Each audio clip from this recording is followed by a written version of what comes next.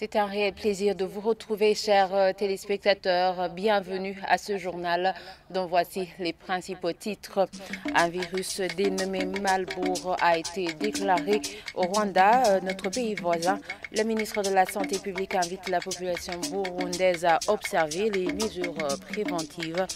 Lidwin Baradahana rassure néanmoins que des précautions sont déjà prises par le gouvernement burundais pour faire face à cette épidémie. Vous aurez plus de détails au cours de ce journal. Et les travaux de réhabilitation de l'avenue de la République de Nyakabiga en commune urbaine de Mukaza ont été suspendus au mois de juillet de cette année. Les habitants de ce quartier indiquent que se déplacer sur cette voirie n'est pas facile et ils demandent cependant à l'agence routière du Burundi, ARB, de finaliser ces travaux qui ont été exécutés à moitié. Voilà pour le sommaire. Les détails, c'est tout de suite.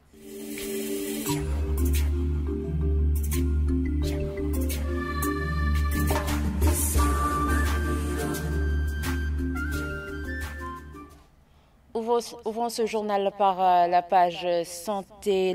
La ministre de la Santé publique invite la population burundaise à observer des mesures préventive contre le virus Marburg suite à sa déclaration dans le pays voisin, le Rwanda.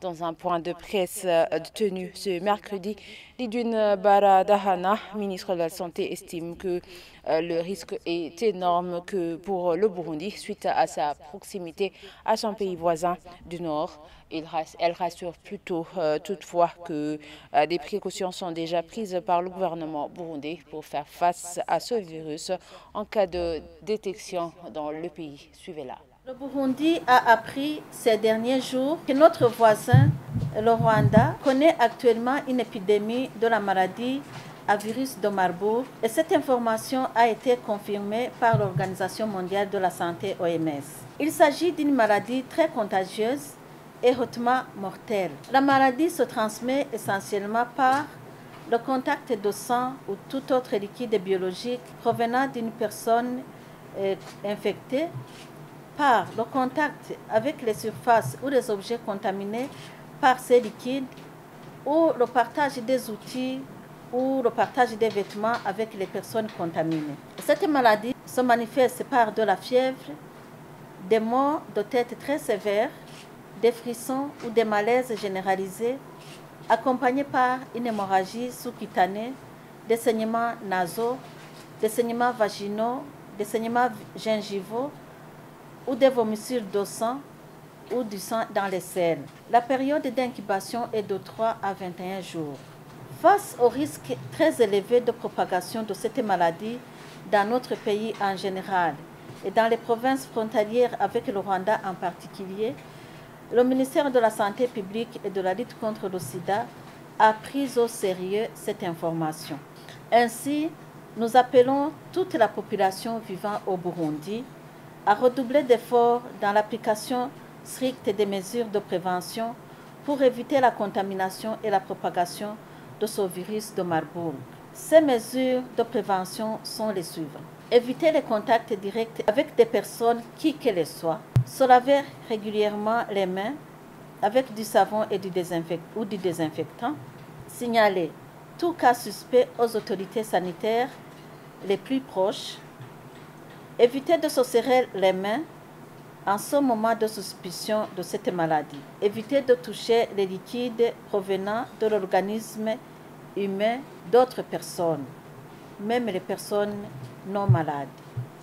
Consulter rapidement les structures de soins, les centres de santé et les hôpitaux les plus proches dès l'apparition des premiers signes suspects de la maladie.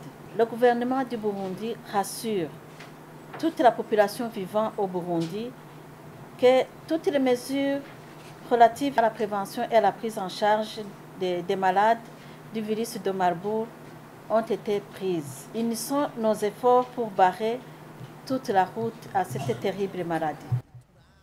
Et après qu'une étude ait révélé que le prix des médicaments a augmenté jusqu'à 32% depuis 2023, un député et membre de la commission permanente chargée des affaires sociales recommande au gouvernement burundais de prendre des mesures possibles visant à freiner la flambée des prix des médicaments.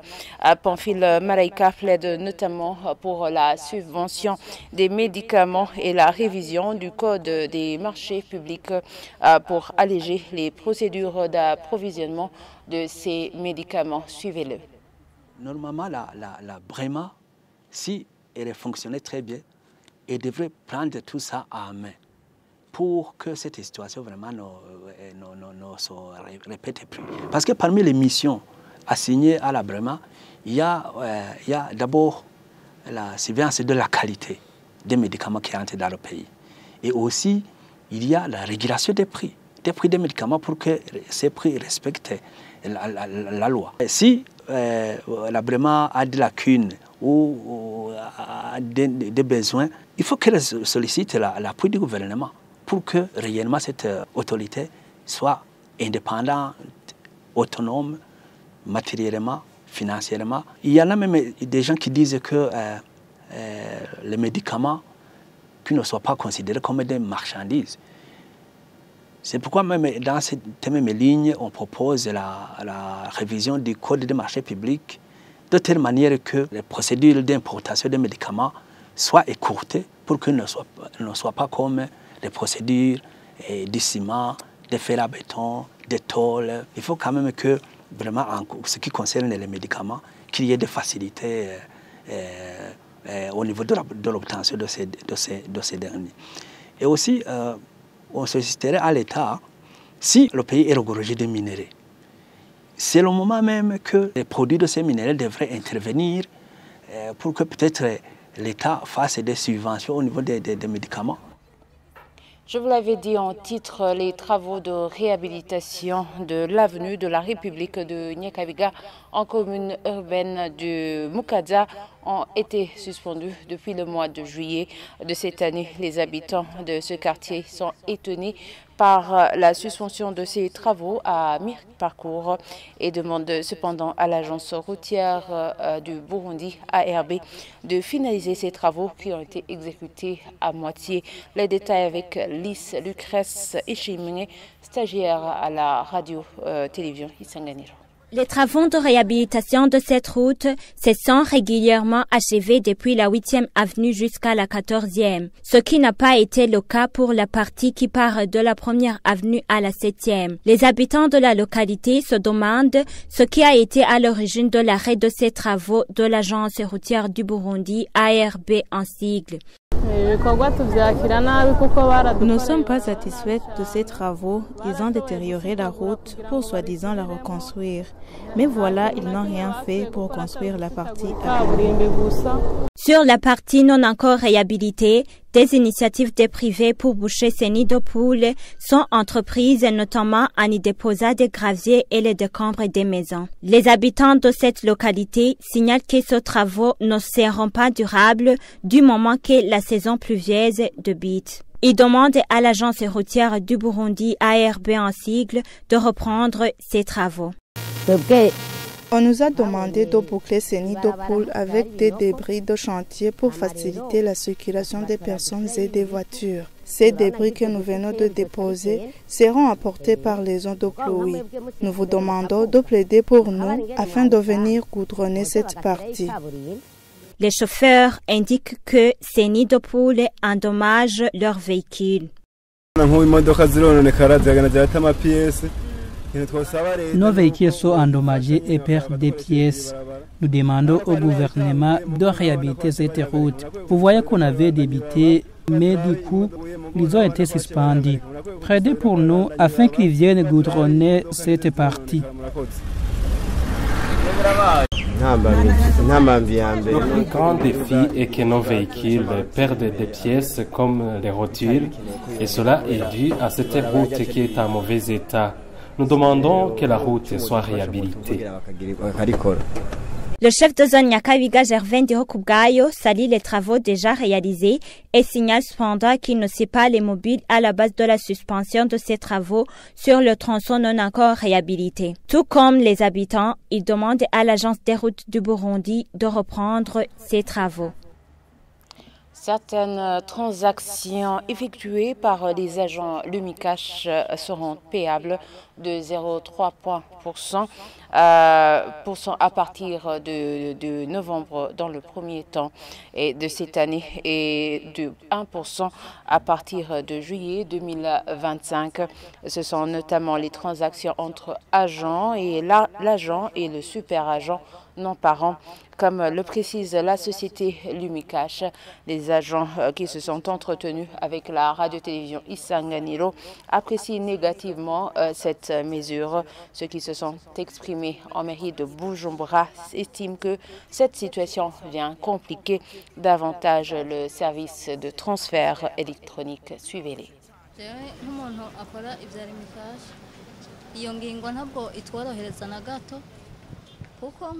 Pour moi, qui opère dans ce secteur, cette décision ne nous facilite pas du tout la tâche. Tu peux ne pas connaître ton super agent. Il peut aussi être dans un autre pays ou une autre province. Vous ne pourrez pas vous rencontrer pour échanger le cash contre les électroniques.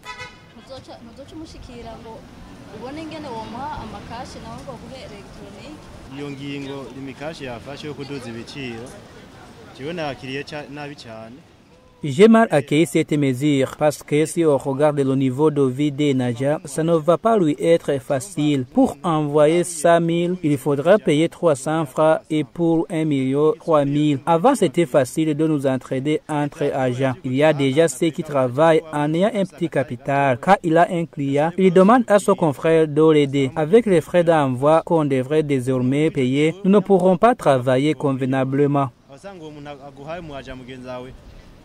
aguhaye bamukase 3000 umva ngwico gihe bizo bikunze gukora akazi nkuko kari gategereje jewe nk'umuntu akorera imikashe iyo ngingo yakiriye nabi sinayishimye. Je n'ai pas apprécié cette mesure. Avant, on pouvait s'entraider entre agents. Maintenant, on ne le pourra plus. Ce n'est pas facile pour nous qui vivons de ce travail. En plus, la vie est chère aujourd'hui.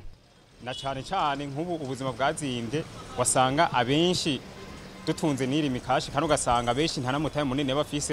Iyo ngingo tukiyibona ntibyadushimishije neza kubera.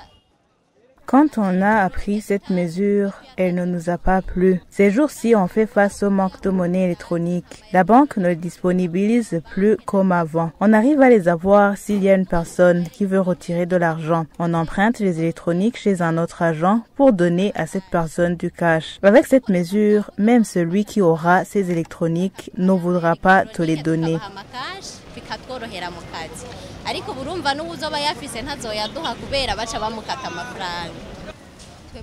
Nous demandons que cette mesure soit revue. Nous demandons à l'imiter de suspendre cette mesure pour qu'on continue de s'entraider, surtout que la vie est devenue chère.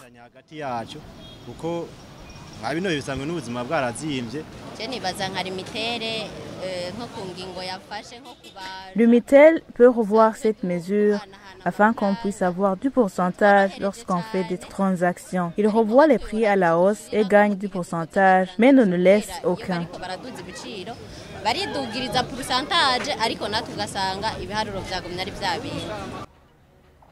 Et voilà, c'est ici que nous clôturons ce journal. Merci de nous avoir suivis et très bonne suite de programme sur la télévision Isanganiro.